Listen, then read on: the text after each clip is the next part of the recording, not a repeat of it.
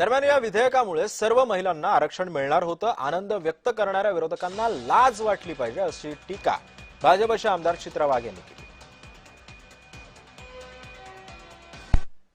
काँग्रेस असेल, उद्धव ठाकरेंची शिवसेना असेल, शरद पवारांची राष्ट्रवादी असेल, या सगळ्यांनी विरोध केलाय. आणि जल्लोष करता ना तुम्ही जल्लोष करा. तुम्ही बघा, आमचा नारी शक्तीचा शंखनाद आता चालू झालाय. लढाई तर आता चालू झाली आहे आणि तुम्हाला याची फळं भोगल्याशिवाय तुम्ही राहणार नाही, आम्हाला विश्वास आहे. आता या देशाची नारी शक्ती तुम्हाला दाखवून देईल की नारी सप्पे भारी, आणि हे तुम्हाला सगळ्यांना भोगावं लागेल. त्यामुळे भाजपचे आमदार चित्रा वाघ यांनी टीका केलेली आहे. या विधेयकामुळे सर्व महिलांना आरक्षण मिळणार होतं, मात्र आता खरी लढाई सुरू झाली असा इशारा सुद्धा चित्रा वाघ यांनी दिला.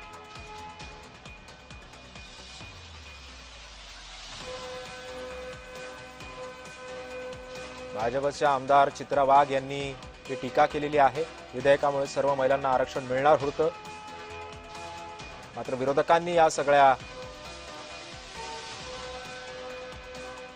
प्रस्तावाला विरोध केला असं सुद्धा चित्रा वाघ म्हणाले.